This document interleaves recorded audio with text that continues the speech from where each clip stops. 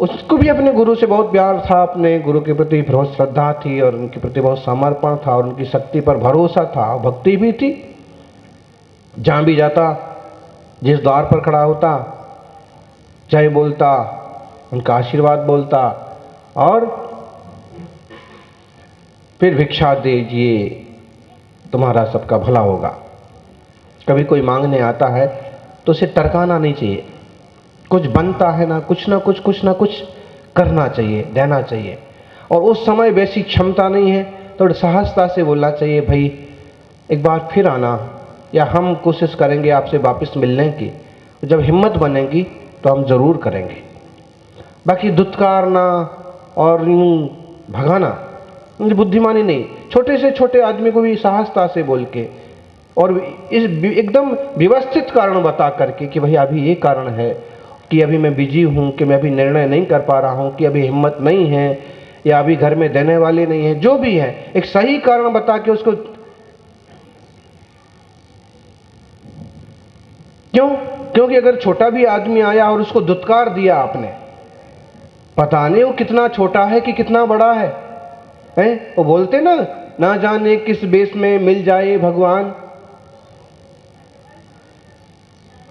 तो महावीर स्वामी तो यूं कहते हैं कि हर आत्मा में भगवान आत्मा है और हर आत्मा सही ढंग से रत्नत्रय के रास्ते चले तो भगवान बन जाएगा। ऐसे में हो गया, किसी ने कुछ भिक्षा दी नहीं दी, और ऐसी बात करते करते कहां पहुंच गया? एक तांत्रिक टाइप के व्यक्ति के द्वार पर पहुंच गया। और उसने जब गुरु की जय सुनी तो उसे तो भयंकर रोष आया। लोग मेरी जय जयकार करते हैं और यहां ये किसकी जय बोल रहा? कुछ देने की बजाय उसने अपमान करना चालू किया। चुप हो जा, जानता है मैं कौन हूं? उसने कहा, भाई आप कोई भी हो, लेकिन मेरी नजर में मेरे गुरु से भगवान से बढ़ के कोई नहीं है। तेरी ये हिम्मत, तेरा ये अहंकार सब चूर चूर हो जाएगा। तू कल का सूरज नहीं देखेगा। तूने मेरा अपमान किया, अब भिक्षा मांगना भूल गया और गुरु के पास आया कि आज ऐसा ऐसा हो गया। गुरु ने कहा, भाई जो कुछ लाया है शांति से बैठ के खा।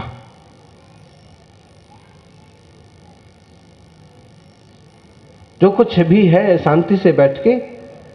आदमी इसीलिए भोजन नहीं कर पाता है कि चिंता में पड़ा है और रखा हुआ है तो अभी भोजन नहीं करता। पहले भोजन तो कर, जो होना होगा सो होएगा, हैं?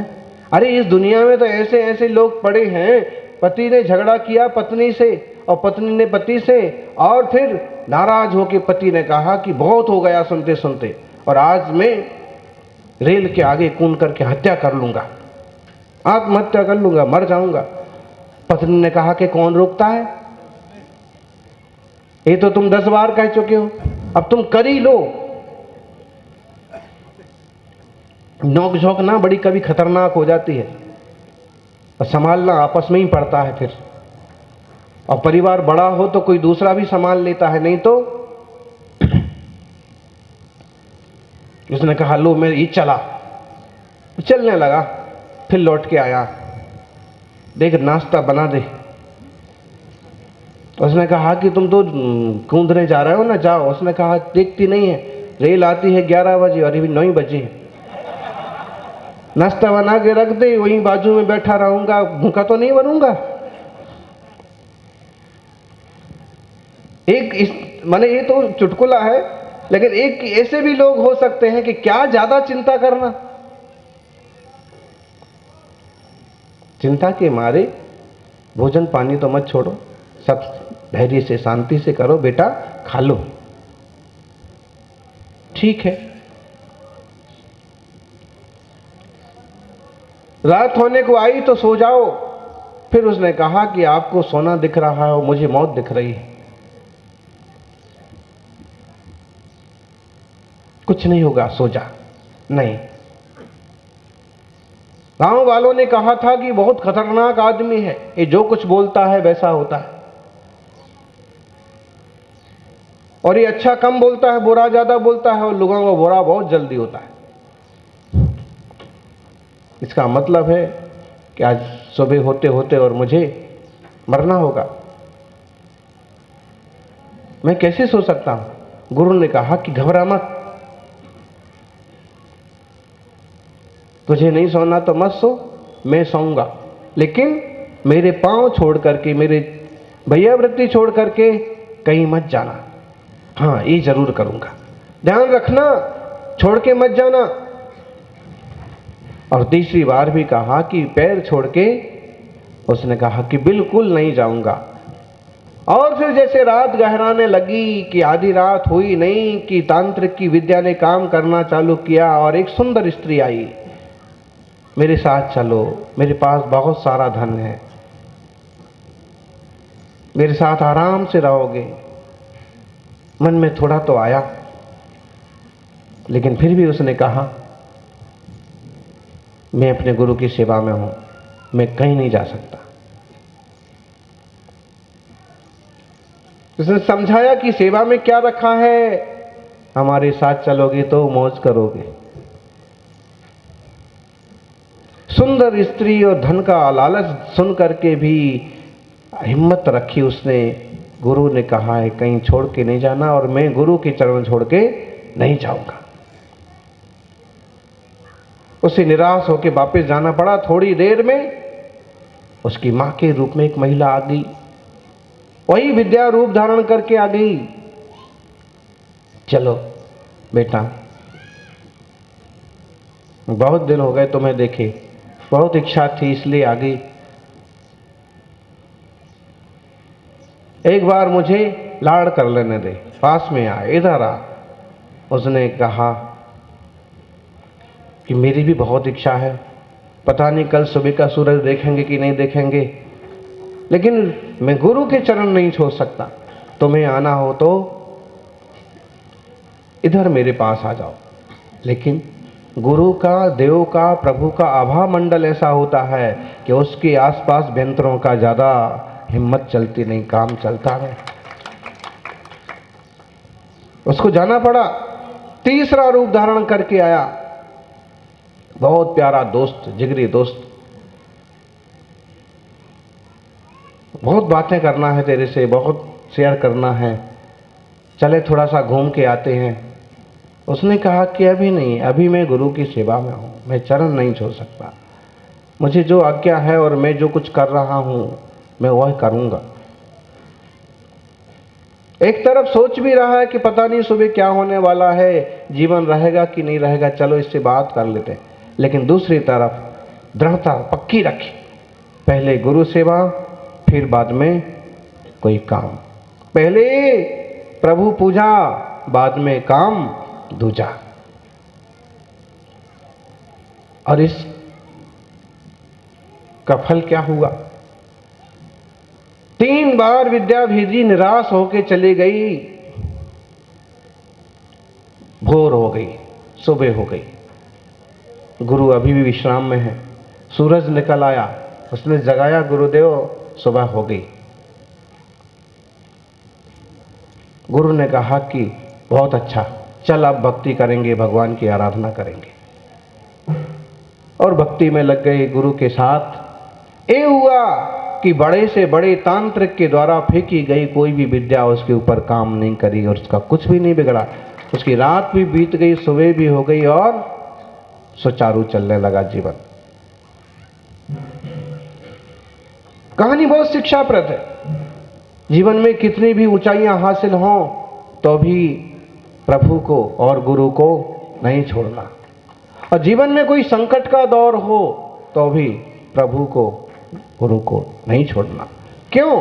क्योंकि ये हमें हमारे जीवन का, हमारे आत्मा का बोध करा करके हमको हमसे ही मिलाने का रास्ता दिखाते हैं। संसार की भौतिक चीजें तो मिल जाती हैं, लेकिन परम अध्यात्म स्वरूप निज तत्व की उपलब्धि भी गुरु के मार्गदर्शन से ही होती है। इसलिए सम्यक दृष्टि बने, सम्यक भाव पूर्वक सच्चे देव शास्त्र गुरु की आराधना में तत्पर रहें। मुनियों की शक्तियां और मुनियों की रिद्धियां अपने अर्घ चढ़ाए ना सिद्ध चक्र के 64 रिद्धिधारी मुनि, तब से जीवन में अनेक विशेषताएं आती हैं, फिर भी साधु जन अपनी साधना में निरंतर तल्लीन रहते हैं, व्यस्त रहते हैं। और ऐसे साधकों की जो सेवा करता है, बिना विचारे बिना सोचे भी उसके अपने अच्छे काम बनते चले जाते हैं। इसलिए प्रभु से और गुरु से नाता बना के रखना। जिनका प्रभु वीर से लगाव हो गया, जिंदगी से दूर हर अभाव हो गया। किसी जमाने में महावीर स्वामी के जीव ने पहला कदम रखा था पुरोरा भील की पर्याय में, और वह अनेक भावों में भ्रमण करता हुआ अंततः तीर्थंकर महावीर की मंजिल तक पहुंच गया। तपस्या के क्षेत्र में तपस्वी सम्राट ने पहला कदम रखा था, और वह आगे बढ़ते बढ़ते तपस्वी सम्राट के रूप में फेमस हो गए, तपस्या की ऊंचाइयों को हासिल किया। संयम और संन्यास के क्षेत्र में जो उतरे हैं, उन्होंने भी कभी पहला कदम रखा कि रात्रि भोजन त्याग किया, मध्य मांस मधु का त्याग किया, व्यसनों का त्याग किया, और आज छोटे छोटे कदम एक दिन बहुत बड़े हो जाते हैं और घुटनों के बल चलते चलते पांव खड़े हो जाते हैं। पहला कदम जरूरी है। तत्व ज्ञान के मामले में यदि आप देह दृष्टि करके बैठे रहेंगे ज्ञानी, तो देह ही देह मिलेगी, और आत्म दृष्टि करेंगे तो आत्मा स्वरूप को पाएंगे, स्वरूप संपन्नता को पाएंगे। किसी भी क्षेत्र में, व्यापार के क्षेत्र में हाथ पर हाथ रख के बैठे रहेंगे, कोई उपलब्धि नहीं होगी। कुछ उद्यम करेंगे, पुरुषार्थ करेंगे तो उपलब्धि हो गई। कराग्रे वसते लक्ष्मी, कर मध्य सरस्वती, करांते तो गोविंदः।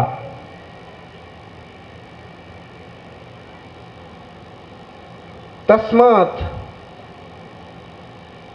कर दर्शनम। कराग्रे वसते लक्ष्मी, कर मध्य सरस्वती, करांते तु महावीरः।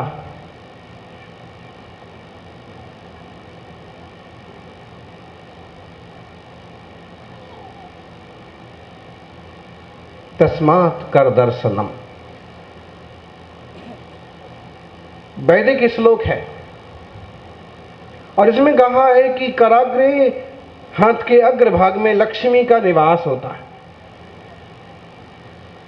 कर मध्य तु सरस्वती, हाथ के अगले हिस्से में लक्ष्मी का वास होता है। इसका मतलब है कि हाथ से काम करेंगे तो आपकी कमाई होगी।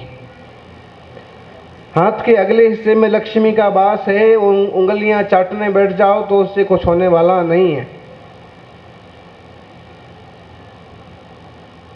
हाथ की रेखाओं से पहले उंगलियों को इसलिए बनाया गया है कि किस्मत के पहले पुरुषार्थ जरूरी है। हाथ के अग्रभाग में लक्ष्मी का वास है, मध्य भाग में सरस्वती का वास है। किताब ऐसे पकड़ी जाती है, स्वाध्याय किया जाता है। करांते महावीरा गोविंदा, कर के अंतिम भाग में प्रभु का वास है। इसलिए सुबह उठ करके कराग्रे कर दर्शनम, कर प्रातः उत्थाया, पहले सुबह उठ करके दोनों हाथ का दर्शन करना चाहिए। इसका दर्शन करना चाहिए। बोलो ज्ञानी, आत्म दर्शन करना चाहिए, क्योंकि हमारी धारणा तो यही है कि प्रातः काल उठ करके यूं हाथ करके और 24 पोरों में 24 तीर्थंकर भगवान का स्मरण करेंगे। रेसा बजे संभव अभिनंदन सुमति पद्म सुपार्श चंद्र प्रभ पुष्पदंत शीतल श्रेयांश भास पूज्य विमल अनंत धर्म शांति कुंथु अर मल्ली मुनि सुब्रत नमी नैमी पार्श्व वर्धमान भगवान। 24 भगवान का ज़्यादा समय है तो मंत्र जाप के साथ, ज़्यादा समय है तो उनकी तिथियों को याद करके, और उसके बाद बीच वाली 2 लाइन मिलती हैं दोनों हाथ की, तो एक सिद्ध शिला जैसा छोटा चंद्रमा जैसा बनता है सिद्ध भगवान का स्मरण।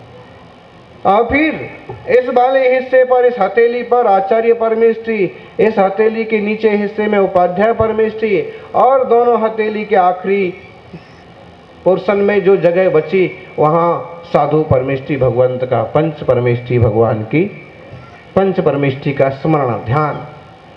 उस पर गुरुदेव अरहंत भगवान उभर आते हैं और यहाँ से शुरू होता है। ये जितना मन लगे, जितना अच्छा लगे उतना, और उसके बाद फिर अहम एको खलु शुद्ध दंसन नाण मयो सदा रूबी नवियत्य मज्ज किंचिवी अन्नम परमाणु मित्तम भी। केवल नाण सहावो केवल दंसन सहाव सो मयो केवल सत्य सहावो सोहम यदि चिंता दे नानी ना हम देहो न मणो न च्यो वाणी न कारणम तेसिम कत्ता कारईदा अणुमंताण्यो कत्तीणम। ऐसी कुछ अच्छी अच्छी गाथा जो एकदम अध्यात्म परक वेद विज्ञान कराने वाली हैं, उन गाथाओं का स्मरण, और उसके बाद फिर कुछ दूसरा लिखना पढ़ना।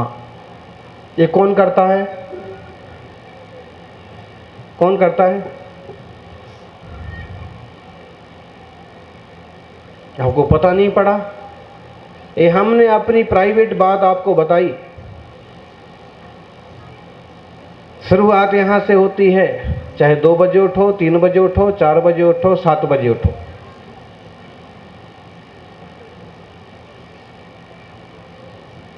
और उसमें जो मुद्रा दिखे गुरुदेव की कि भगवान की, सबसे पहले उनको देख करके उनके जैसे प्रसन्न होना, उनके जैसे निर्मलता, जो कि शास्त्रों में जिन दर्शन विधि व्रत होता है एक, सबसे पहले जिन मुख दर्शन, सबसे पहले जिन भगवान के मुख का दर्शन करना, उसके बाद कोई काम करना। ये कौन कौन करता है? आप करते हो, आप भी करते हो। जिन मुख दर्शन मतलब किसका मुंह देखते हो? सबसे पहले भगवान का, फोटो पे। वैसे है कि अपन अगर अपने सामने मान लीजिए कि कोई घर का आदमी भी आ गया ना, तो उसका भी मुंह देख लिया तो कोई गलत हो गया क्या? नहीं, उस समय ऐसे समझो ये भी भगवान आत्मा है। प्रणाम।